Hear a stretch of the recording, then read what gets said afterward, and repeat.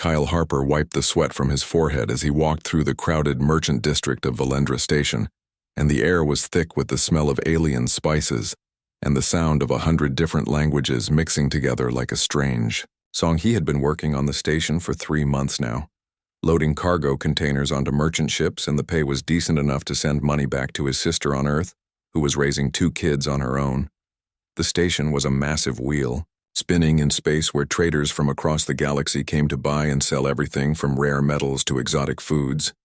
And Kyle had learned to keep his head down and do his job without asking too many questions. That policy served him well until the afternoon when he heard the commotion near the East Corridor market stalls. A crowd had formed in a loose circle, and Kyle could see people looking, but nobody was stepping forward to help. And that made his stomach twist because he knew what that meant. He pushed through the crowd and saw 3 Kravax enforcers cornering a young woman against the wall between 2 market stalls. The woman was an elf, or at least, that was what the other species called her people, and she stood barely 5 feet tall with silver hair that fell to her waist and skin that seemed to glow faintly in the station lights. Her eyes were bright green like emeralds, and they were wide with fear as the 3 Kravax moved closer. The Kravax were bad news on any station, and everyone knew it because they hired themselves out as muscle and security. But really they were just thugs with scales and official badges. These 3 were typical of their kind, standing over 7 feet tall with dark red scales covering their bodies and faces that looked like a cross between a lizard and a shark. What caught Kyle's attention, though, were the 2 small dragons perched on the elf woman's shoulders. They were no bigger than house cats with scales that shimmered blue and gold in the light, and they hissed at the Kravax with tiny mouths full of sharp teeth. One of the Kravax reached for the woman, and she pressed herself back against the wall, while her dragons spread their small wings and made threatening sounds. That would have been cute if the situation was not so serious. Kyle did not think about what he did next, because thinking would have meant recognizing how stupid it was. He stepped out of the crowd and moved between the Kravax and the elf woman. 3 enforcers stopped and looked at him like he was an insect that had landed in their food. "Get lost, human." The largest one growled, and his translator chip made the words sound even more menacing in perfect English. Kyle's heart was hammering in his chest, but he kept his voice steady when he said, "I don't think she wants your company." The Kravax looked at each other and then back at Kyle, and something cruel moved behind their yellow eyes. "You want to be a hero?" the leader asked, and his clawed hand flexed at his side. Kyle had been a construction worker back on Earth before joining the merchant fleet, and he had been in his share of fights. But he knew he was way out of his league here. These creatures had natural armor plating and probably twice his strength, and there were 3 of them.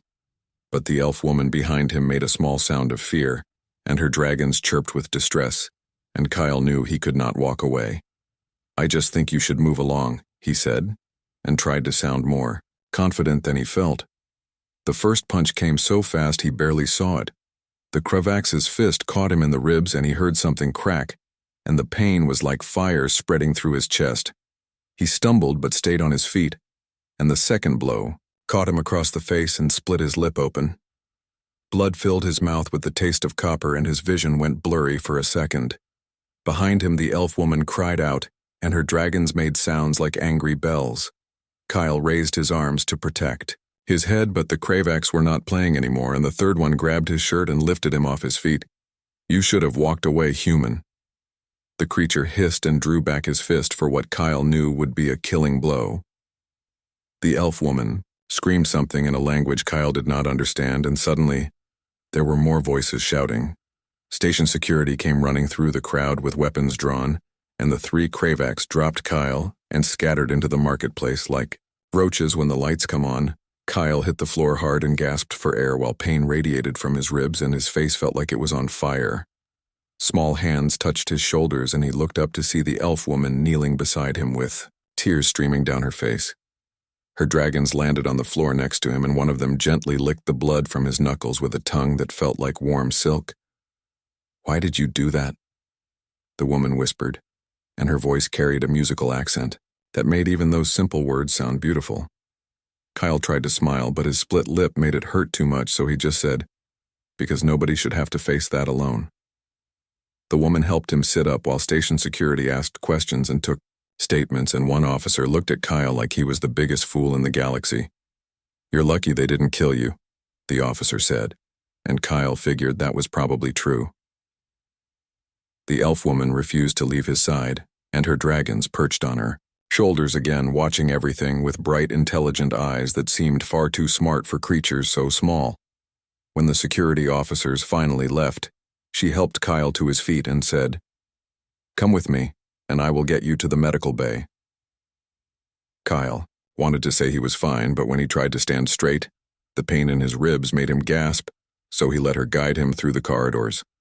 People stared as they passed because a human leaning on an elf woman with two small dragons was not something you saw every day. The medical bay was run by a Trollian doctor who had too many arms and not enough patience.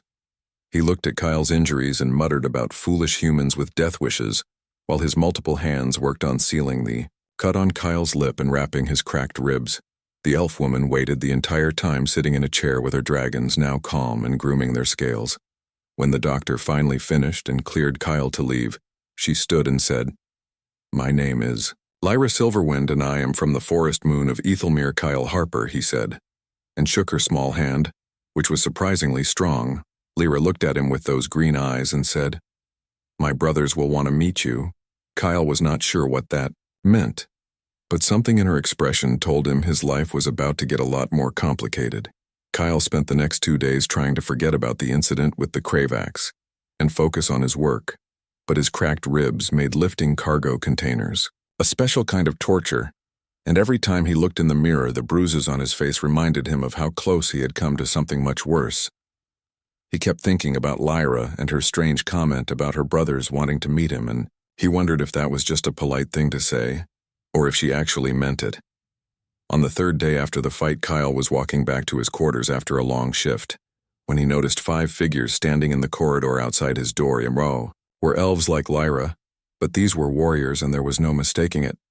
They wore armor that looked like it had been grown rather than forged, with plates that curved and flowed like tree bark, but gleamed like metal in the corridor lights. Each one carried weapons that hummed with a faint energy Kyle could feel in his teeth, and their eyes glowed with an inner light that made his skin prickle. The tallest one stepped forward, and Kyle noticed he had the same silver hair as Lyra, but his was tied back in a warrior's braid, and his face was harder with scars across one cheek.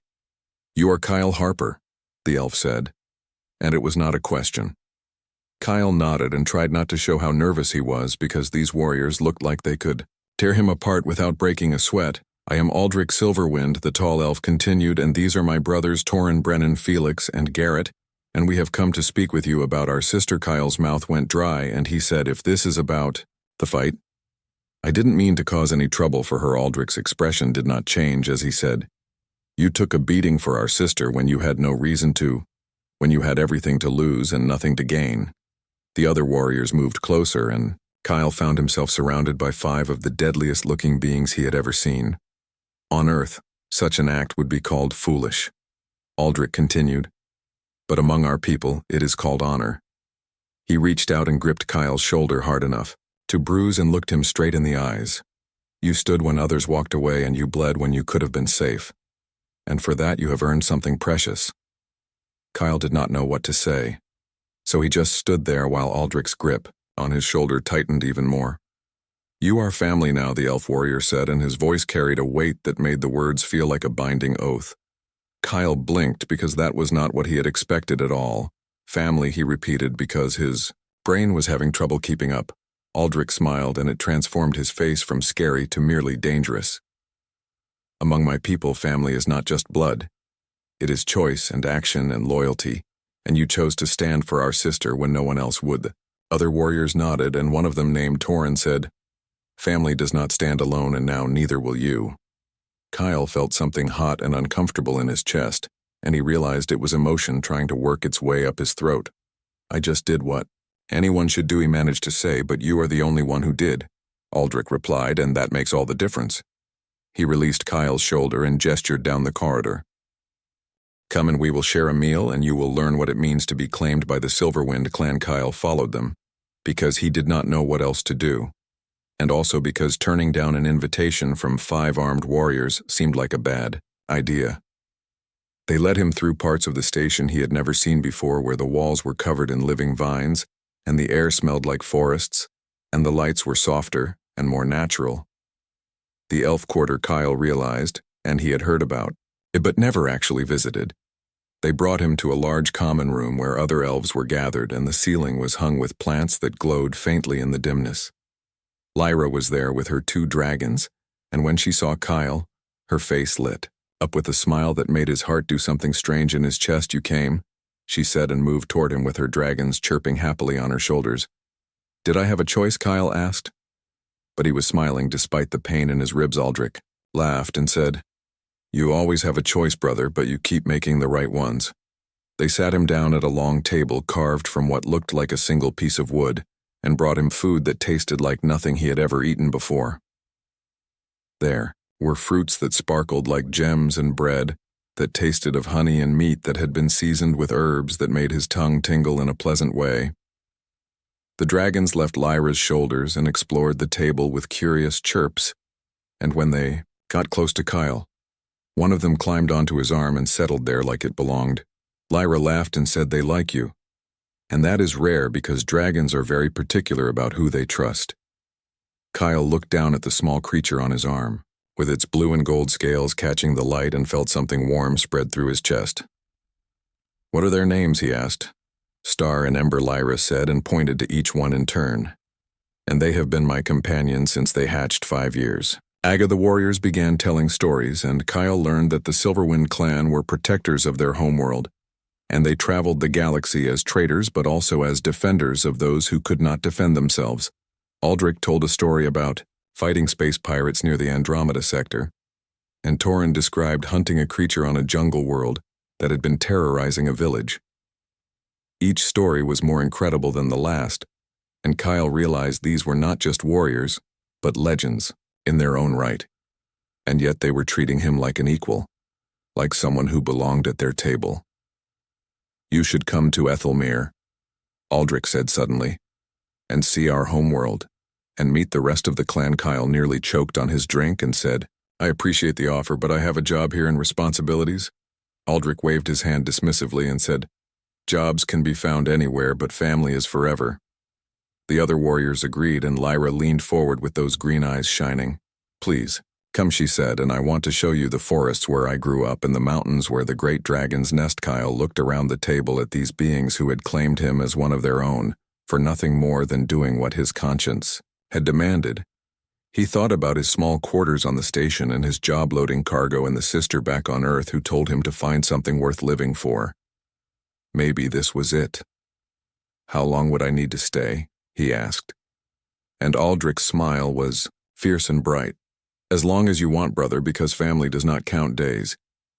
Kyle felt the dragon on his arm purr like a tiny engine, and Lyra squeezed his hand across the table. He thought about saying no, about explaining that he was just a human from Earth with nothing special about him, but then he looked at their faces and saw acceptance and respect and something that might have been hope. "Okay," he said, and his voice sounded strange to his own ears. "Okay, I'll come." The warriors cheered, and Lyra's smile was worth every bruise on Kyle's face, and the dragons took flight in celebration loops around the room. Kyle Harper had taken a beating for a stranger, and somehow that single act of courage had earned him something he never expected. Family that would stand beside him no matter what came next. Kyle quit his job the next morning, and his supervisor looked at him like he had lost his mind when he explained he was leaving with a family of elf warriors to visit their homeworld. "You've been here 3 months," the supervisor said, "and now you're throwing away steady work for what exactly? For something that matters." Kyle replied, and he was surprised by how true those words felt. He packed his single bag of belongings, which did not take long because he had never been one to collect things, and by afternoon he was standing at the docking bay watching the Silverwind ship prepare for departure. The vessel was unlike anything Kyle had seen before, with curves and flowing lines that made it look more like a living thing than a machine, and the hull seemed to shift colors in the light from silver to green. To blue. Lyra stood beside him with Star and Ember perched on her shoulders, and she explained that elf ships were grown from special trees on their homeworld and bonded with crystal technology that humans were only beginning to understand. "It's beautiful," Kyle said, and meant it. Lyra smiled and said, Wait until you see Ethelmere, because the ships are nothing compared to the forest's Aldrich. And his brothers finished the pre-flight checks and called for everyone to board. Kyle walked up the ramp with his bag over his shoulder and stepped into a world that smelled of cedar and starlight. The interior of the ship had walls that looked like polished wood but were warm to the touch, and the floor had a slight give, like walking on moss. There were no harsh angles or cold metal surfaces, and the lighting came from crystals embedded in the ceiling that glowed with soft natural light. "Your quarters are this way," Torrin said, and led Kyle down a corridor to a small cabin. It was simple but comfortable, with a bed that looked more like a nest made of soft materials, and a window that showed the vast expanse of space. Beyond, Kyle set down his bag and realized his hands were shaking slightly, because the reality of what he had agreed to was starting to sink in. He was leaving everything familiar behind to travel with people he barely knew to a world he had only heard about in stories. Lyra appeared in the doorway with her dragons and said, "Are you afraid?" Kyle thought about lying, but something in her eyes made him tell the truth. "A little," he admitted. She stepped into the room and sat on the edge of the bed, while her dragons hopped down to explore the small space. "That is wise," she said, "because big changes should be a little frightening, or they are not big enough to matter." Kyle sat beside her and asked, "What if I don't fit in? And what if your family decides I'm not worth the trouble?" Lyra looked at him with those green eyes that seemed to see right through him. "You took a beating for me when you did not have to, and that kind of courage cannot be faked, and my brothers do not make their oaths lightly, and when Aldrich called you family, he meant it with everything he is." Star crawled onto Kyle's lap and curled up like a cat, and the warmth of the small dragon was oddly comforting. The ship began to move, and Kyle felt a slight vibration through the floor as they pulled away from the station. Through the window, he watched Valendra Station grow smaller until it was just another point of light among millions. There was no turning back now. The journey to Ethelmere would take 3 weeks through hyperspace, and Kyle spent those weeks learning what it meant to be part of an elf warrior clan. Every morning, Aldrich woke him before dawn for training, and Kyle learned that the warriors did not just fight with weapons, but with their whole bodies, in a style that looked like dancing but hit like hammers. His ribs were still healing, so Aldrich went easy on him, but even easy training with an elf warrior left Kyle exhausted and covered in sweat. "You move like a human," Aldrich said one morning, and it was not a compliment. Kyle wiped sweat from his face and said, "That's probably because I am." One Aldrich smiled and said, "Yes, but you can learn to move like water and strike like lightning, if you are willing to put in the work." Kyle was willing because he had nothing else to do, and also because he was starting to understand that these warriors had given him a gift by accepting him, and he wanted to be worthy of it. Torrin taught him their language in the afternoons, and Kyle discovered he had a decent ear for it, even though the words felt strange in his mouth. The elf language was full of flowing sounds and musical tones, and Torrin said it was derived from the songs of the great dragons who had taught the first elves how to speak.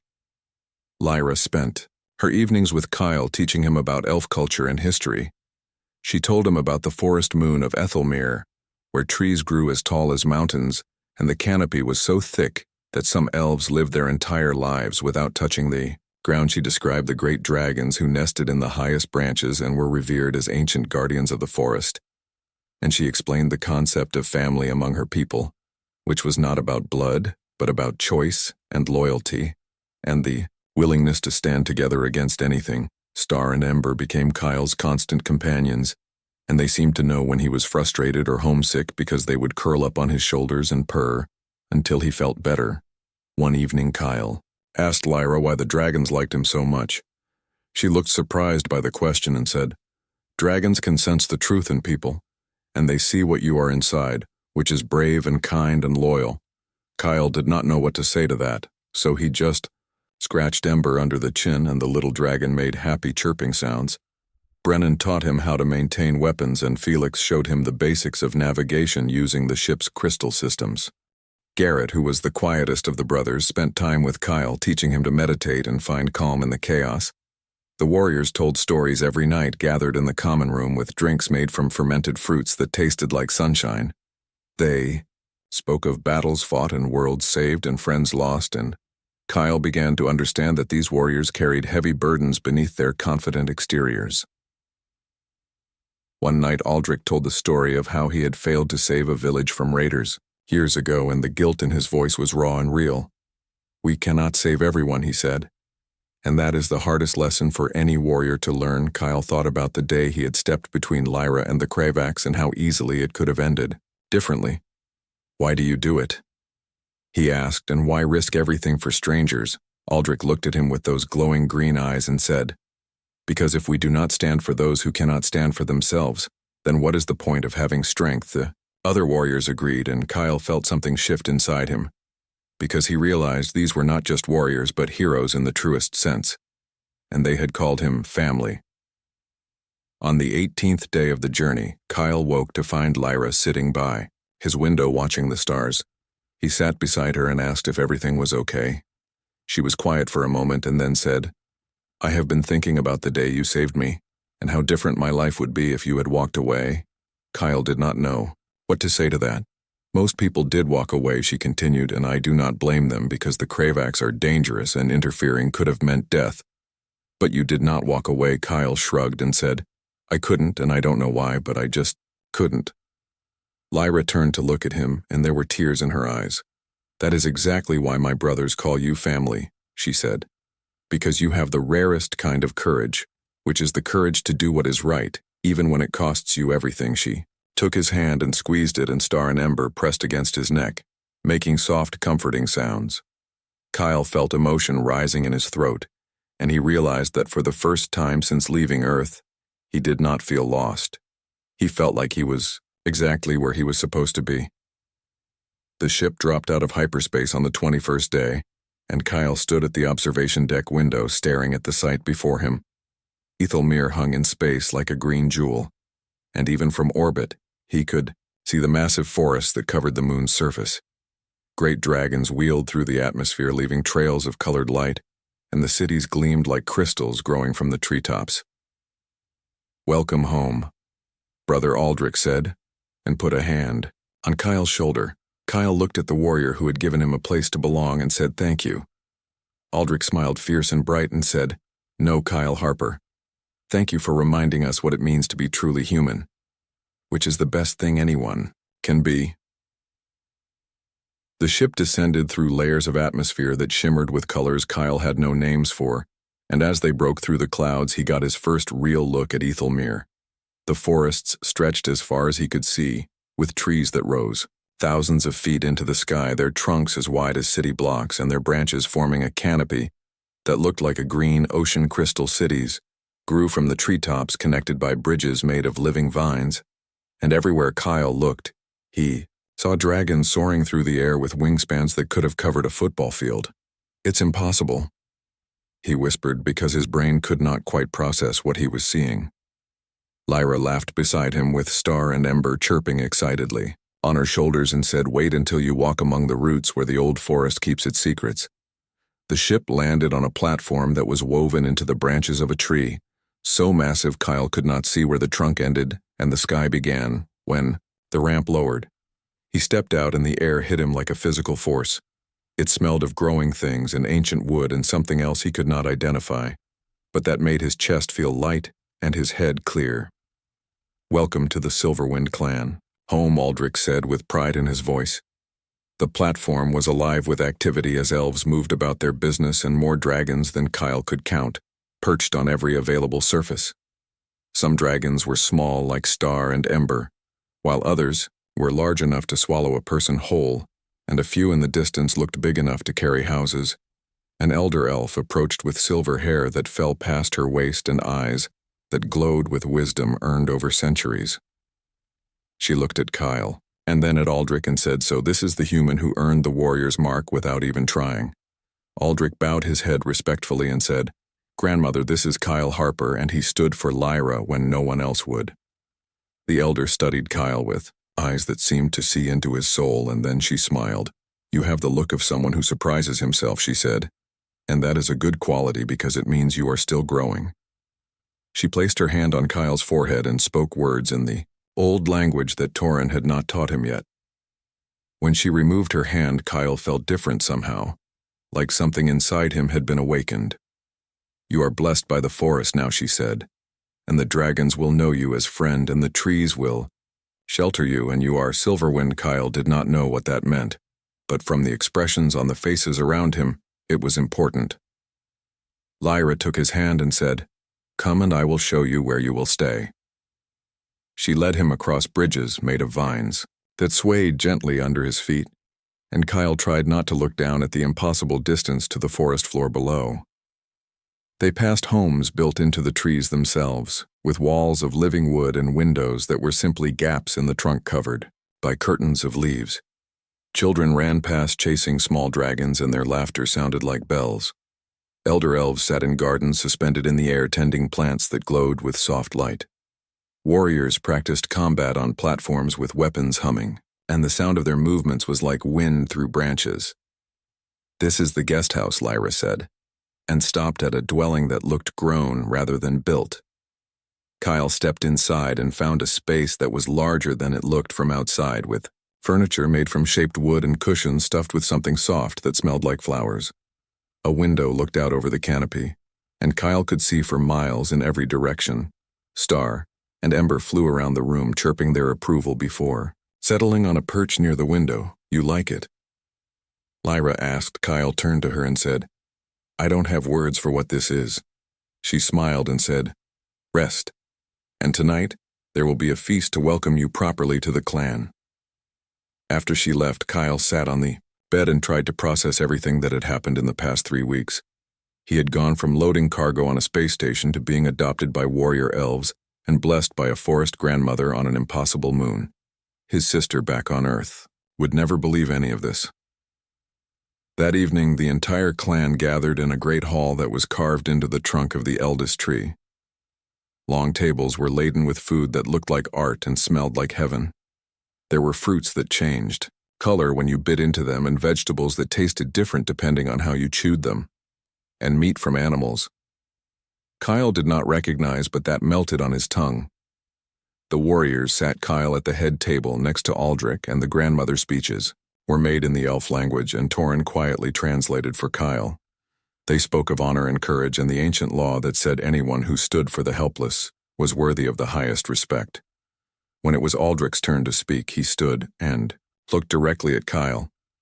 3 weeks ago, he said, "My sister was in danger, and this human who owed us nothing risked everything, and he took a beating that should have killed him, and he never asked for reward or recognition." He paused, and the hall was silent. That is the mark of true character. And among our people, such actions cannot go unrecognized, and so I declare before the clan that Kyle Harper is my brother, in all ways that matter. The hall erupted in cheers, and Kyle felt his face burning, with embarrassment and pride in equal measure. Lyra stood next and said, "Kyle showed me that courage is not about being strong or skilled, but about choosing to act when action is hard." She raised her cup and said to Kyle Harper, who reminds us what it means to be honorable. Everyone drank, and Kyle stood on shaky legs because he felt like he should say something. "I'm just a guy from Earth," he started, and his voice cracked slightly. "I didn't do anything special, and I just did what felt right." Aldrich laughed and said, "That is exactly what makes it special." Brother Kyle continued, "I never had much family back home, and my parents died when I was young, and my sister and I made our own way, and I learned that family is not about blood, but about who stands with you when things get hard." He looked around the hall at all the faces watching him. "You all have given me something I never expected to find, and a place to belong, and people who see me as more than just another worker or another human." His voice grew stronger as he spoke. "I don't know what I did to deserve this, but I promise I will spend every day trying to be worthy of the faith you have shown me." The hall was silent for a moment, and then the grandmother stood. "You already are worthy," she said, "and that is why we chose you." The feast went late into the night with music and dancing and stories. Kyle learned that elf celebrations were loud and joyful, with everyone participating, regardless of age or rank. Dragons flew overhead, breathing harmless colored fire that lit up the hall like fireworks. Children climbed on Kyle asking questions about Earth and humans, and whether it was true that his people had tamed Lightning Lyra stayed. Close translating when Kyle got lost and laughing at his attempts to dance in the elf style. You move like a tree in a hurricane, she teased, but it is charming. Star and Ember performed aerial tricks for the crowd and earned treats from dozens of willing hands. As the night wound down, Kyle found himself outside on a balcony. Looking up at stars he did not recognize, Aldrich joined him with 2 cups of the fermented fruit. "Drink. You did well tonight," the warrior said. Kyle accepted the cup and said, "I still don't understand why you all are doing this for me." Aldrich was quiet for a moment, watching a dragon soar past trailing silver light. "My people have existed for thousands of years," he finally said, "and in all that time we have learned one truth, above all others." He turned to look at Kyle. Character matters more than strength and compassion. Matters more than skill, and a person who will stand for what is right even when they are afraid is worth more than 100 skilled cowards. Kyle drank from his cup and let the words sink in. "We saw your character that day on the station." Aldrich continued, "And we saw someone worth knowing, worth protecting, worth calling family." He put his hand on Kyle's shoulder. "And we do not make that choice lightly." Kyle felt emotion rising in his throat again, and he said, "Thank you. Does not seem like enough." Aldrich smiled and said, "Then show us through your actions as you have already begun to do." They stood in comfortable silence, watching the dragons dance through the night sky. Kyle thought about the beating he had taken and how it had led to this moment, standing on an alien moon surrounded by people who called him family. Sometimes the hardest choices led to the best outcomes. Sometimes standing up when it was easier to walk away changed everything. And sometimes courage was not about being fearless, but about being afraid and doing the right thing anyway. As if reading his thoughts, Aldrich raised his cup and said to courage in all its forms. Kyle raised his own cup and said to family in all its forms. They drank under the stars of a world that was now home. Kyle woke the next morning to find Star and Ember perched on his chest, staring at him with bright eyes. And when he tried to move, they chirped in protest until he gave them the attention they clearly felt they deserved. Outside his window, the forest was alive with sound, as dragons called to each other and elves went about their morning routines. Someone knocked on his door, and Kyle found Lyra waiting with a basket of what looked like breakfast. "I thought you might be hungry," she said, and her smile was warm in the morning light. They ate together on the small balcony outside his room, and Kyle learned that the fruit in the basket changed flavor based on the time of day, and right now it tasted like sunshine and honey. "What happens now?" he asked, because he was not sure what his role was supposed to be here. Lyra tilted her head thoughtfully and said, "That depends on what you want, and you are family now, which means you have the freedom to choose your own path." Kyle had spent most of his adult life just surviving, working whatever jobs he could find to send money home. And the idea of choosing his own path felt strange and wonderful. Before he could answer, Aldrich appeared at the door with his brother's time for training, the warrior said, and his smile suggested Kyle was not going to enjoy what came next. The training grounds were suspended platforms high in the canopy where the wind was strong, and the view was dizzying. Aldrich handed Kyle a wooden practice sword and said, "Today you learn what it truly means to fight." For the next 3 hours, Kyle discovered that everything he thought he knew about combat was wrong. The elves fought with a fluid grace that made it look like they were dancing even as they struck with devastating precision. Aldrich moved like water flowing around Kyle's clumsy attacks and tapping him lightly with the practice sword wherever his guard was weak. "You think too much," the warrior said, "and fighting is not about thinking but about becoming one with the moment." Kyle tried to empty his mind like Garrett had taught him in meditation, but it was hard when Torin was coming at him from the left and Brennan from the right. He got knocked down more times than he could count, and his body was covered in bruises that would hurt later. But slowly, something began to click. He stopped trying to predict what would happen and started simply reacting. His movements became smoother and less forced. When Felix came at him with a high strike, Kyle found himself ducking and countering without conscious thought. "Good," Aldrich called out. "And now you are beginning to understand." After training, they took him to the healing pools where natural hot springs bubbled up through the roots of the great trees.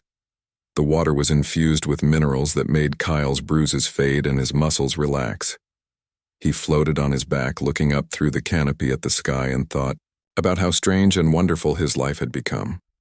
Over the following weeks, Kyle settled into a rhythm that felt more natural than anything he had known on Earth. Mornings were for training with the warriors. Afternoons were for learning with Lyra, who taught him about dragon care and forest lore and the history of her people. Evenings were for gathering with the clan, sharing meals and stories and laughter. The dragon Star and Ember became his constant shadows, following him everywhere, and sleeping curled up on his chest at night. He learned that dragons bonded with people they trusted, and their presence was considered a great honor. One afternoon, Lyra took him deep into the forest to meet the great dragons. They climbed down through the canopy using vines and carved steps until they reached the forest floor, where the light was green and filtered, and the air was cool and heavy with moisture. Massive roots twisted through the ground like ancient highways, and between them grew flowers that glowed in the shadows. "This is the old forest," Lyra said softly, "and few outsiders ever see this place." They walked for what felt like hours until they came to a clearing, where a dragon, the size of a building, lay coiled around a tree trunk. Its scales were deep green and gold, and its eyes, when they opened, were older than mountains. Lyra bowed deeply and spoke in the ancient language. The dragon's gaze shifted to Kyle, and he felt like every secret he had ever kept was being laid bare. He did not know what to do, so he bowed as Lyra had done. The dragon made a sound like distant thunder, and Lyra's eyes went wide. "What did it say?" Kyle asked. "It said, 'You have the mark of the forest and the courage of the small, and you are welcome here.'" The dragon lowered its massive head, and Kyle reached out with a trembling hand to touch the scales. They were warm and smooth, and he felt a connection flow through him like electricity. Star and Ember flew from his shoulders to land on the great dragon's snout, and they chirped happily as if greeting an old friend. The dragon rumbled again, and Lyra translated, "It says you are blessed by the little ones, and that means you carry the protection of all dragons." Kyle felt tears in his eyes, and he did not know why, except that this moment felt important in a way he could not explain. On the way back through the forest, Lyra was quiet, until finally she said, "You have been given a rare gift today." Kyle looked at her and asked, "What do you mean?" She stopped walking and turned to face him with Star and Ember perched on her shoulders. "The great dragons do not acknowledge outsiders easily," she said. "And what happened today has happened only a handful of times in our history." Kyle did not know what to say to that. Lyra continued, "You came here as my brother's guest, but now you are something more, and you are recognized by the forest itself and by the ancient guardians." "What does that mean?" Kyle asked. "It means," Lyra said with a smile, "that you are truly one of us now, in ways that go beyond words or ceremony." That evening there was a celebration smaller than the feast, but no less important. The grandmother blessed Kyle again, this time with water from the sacred springs and words that made the air shimmer. He was given a new name in the old language that Torin translated as Standing Stone because he had stood firm when others would have fallen. Aldrich presented him with a real sword forged from the metal of fallen stars and bound with living wood from the eldest tree. "This is yours, brother," the warrior said, "and may you carry it with honor." Kyle accepted the sword and felt its perfect balance and the way it seemed to sing in his hands. He looked around at the faces of his new family and said, "I left Earth, looking for work and money and a way to help my sister, but I found something better." He met Aldrich's eyes and then Lyra's, and said, "I found people who see me not for what I lack, but for what I choose to be. And I found a place where courage matters more than strength, and where family is built on loyalty and respect." His voice grew stronger as he continued, "I took a beating for someone I did not know, and somehow that single act changed my entire life." Lyra stepped forward with tears in her eyes and said, "You changed our lives too, Kyle Harper, because you reminded us that heroism is not about being the strongest or the fastest, but about standing up when it matters most." Aldrich raised his cup and said to Standing Stone, "Who shows us the best of what humans can be." The clan cheered, and Kyle felt a warmth in his chest that had nothing to do with the fermented fruit drink. Later that night he stood on his balcony, watching the dragons fly through the darkness, trailing colored light like falling stars. Star and Ember were curled up asleep inside, and the forest hummed with life all around him. Kyle thought about the day he had stepped between Lyra and the Kravax enforcers, and how terrified he had been. He thought about the pain of the beating and the crack of his ribs breaking, and he thought about everything that had come after. If someone had told him that single moment of courage would lead him here to this impossible move, and with this incredible family, he never would have believed them, but here he was, living a life he could never have imagined. Sometimes, the right choice was also the hardest. Sometimes standing up meant getting knocked down, but sometimes, getting knocked down was just the first step toward standing. Taller than you ever thought possible, Kyle smiled at the night sky and whispered a promise. To himself and to the family that had, claimed him. He would spend every day being worthy of their faith. He would stand for those who could not.